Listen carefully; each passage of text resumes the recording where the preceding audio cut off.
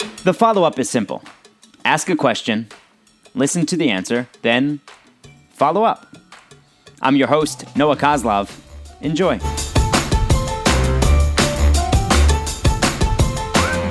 Hi, and welcome back to another episode of the Follow-Up Podcast. I'm Eden, and this is my dad, Noah, and every week we sit on my bed and have a different conversation about something I want to talk about. And this week, we're talking about you, because it's Father's Day. So, I know that we're going to talk about me today, and Mom did say, well, maybe I should do the podcast with you if we're going to talk about Dad, but you decided, let's do it a little differently. Yeah, let's do it differently. Okay, so I don't know, you've come up with a bunch of questions, and we'll have a conversation, but I don't know anything that you're going to ask, so go ahead. So, when I, how you needed to take, I know you took a few classes, if I choked or something, when I was a baby. Oh, okay. Right. So we went, yes, Right. we took CPR classes. So, Yeah. how did you, learn all this stuff, to take care of me? Huh, that's a good question. Did you Right, read yeah. a bunch of books? Yeah, and so stuff? mom and I went to a CPR class, and because babies can choke because they don't know chew or something gets in their mouth, that if you pick up something and put it in your mouth, it shouldn't be there. Fortunately, you weren't very big on taking things and putting them in your mouth. So we read a lot of books. So the first book, the one that we went to most frequently, was a book called Baby 411. And 411 is the phone number that you can dial way back in the day for information. You would dial it and say, excuse me, information, can you tell me the phone number for... And then you would name a restaurant or something. I know, it sounds crazy. Just. It's like an operator. But is it just for phone numbers? Or really anything? No, I think it was for phone numbers, I think. I didn't really use it. But anyway, this is when for grandma and grandpa. So we used this book that was written by doctors for just regular people like us. And so they would dispel a lot of myths by saying, I know a lot of people think that if this happens to your kid, then that means this. That's not really true. It's a myth.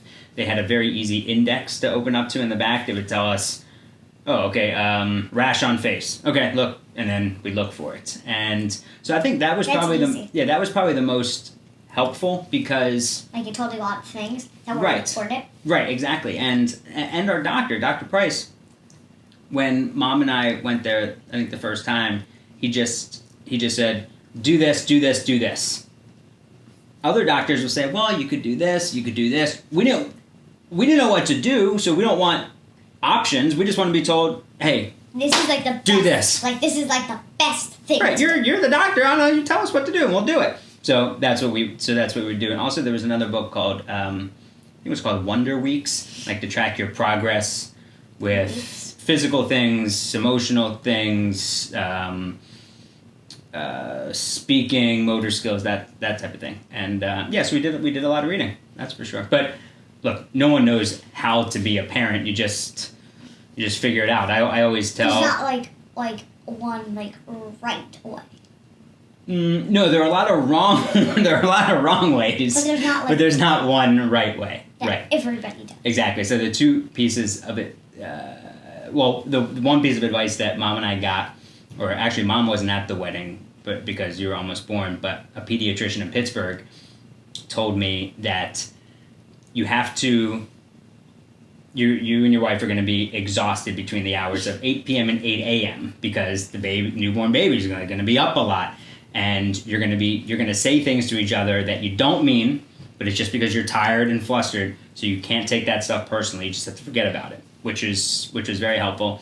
And I also tell friends that having an infant, it's like the NCAA tournament. Yeah. It's survive in advance, because if you've got to win every possession, because if you lose that day, then you're finished. You're out of the tournament. So you got to win. You got to win every single possession.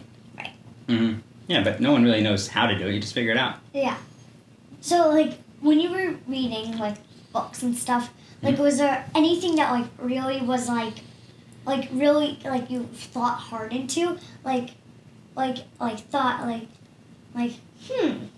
there's a book called How Toddlers Thrive, and actually our cousin wrote it, Tova, and that book taught us more about why your child is doing certain things. And while you might think, oh God, my child's not getting it or not doing that, like how important, one of the things that was most important was it would tell you, look, if you're doing this as a parent, that's okay. So it made you feel better about yourself, maybe making a few mistakes. And something in there that she wrote was, you've got to make sure that you don't dismiss your child's priorities. Because at the time, when you're 2 years old, year and a half years old, you think certain things are important, where in our head, we're thinking, it's not really important. Like, all right, so she didn't get to push the elevator button. Who cares?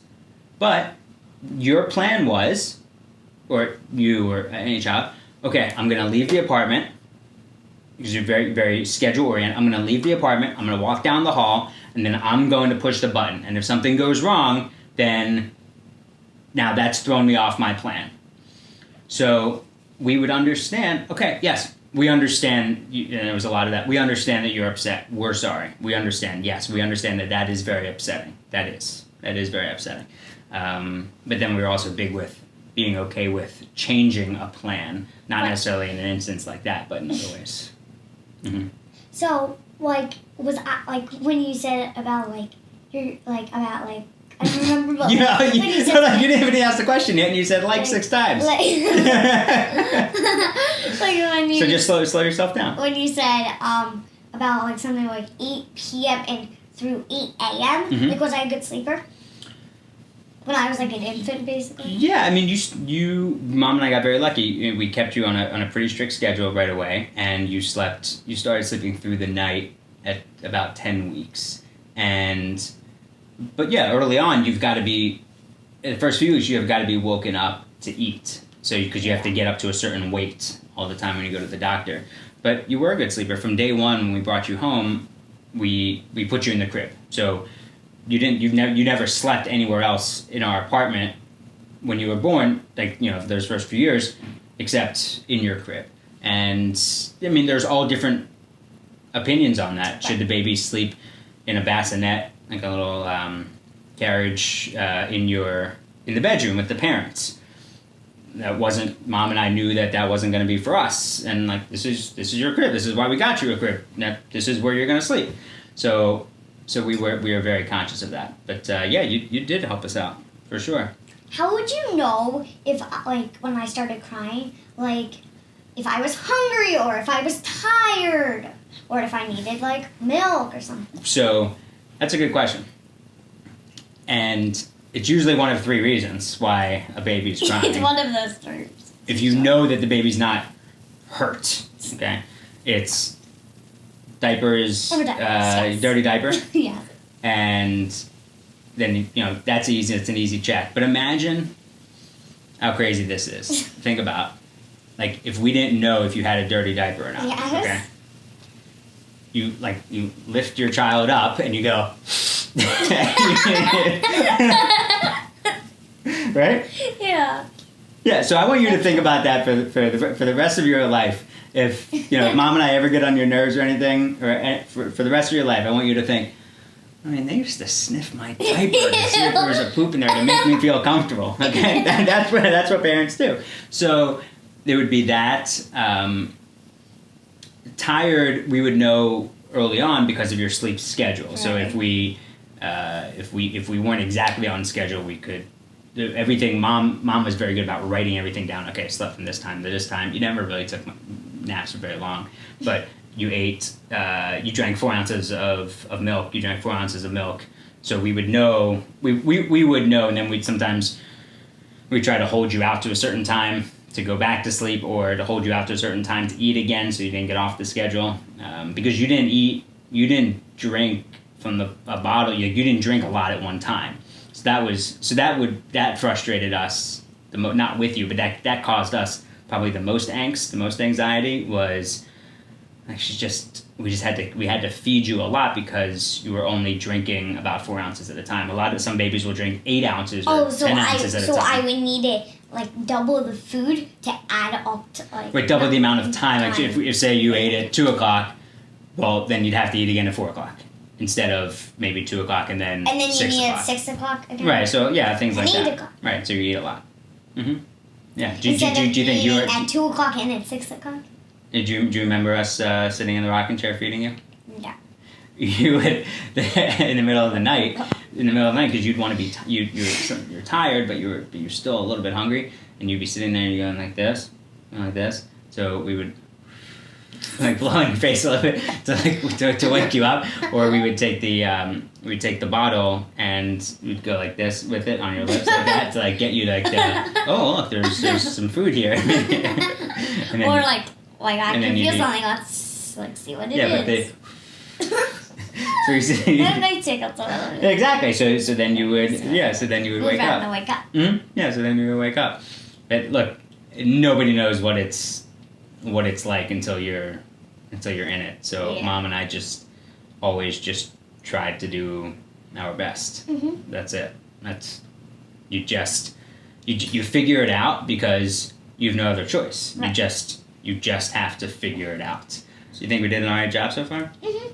Anything that you can think of that now's your chance. You could just say, I wish you didn't do this, or I wish you didn't say this so much, or I wish you didn't do this, or I wish you did this more. Anything. This is your chance. Anything.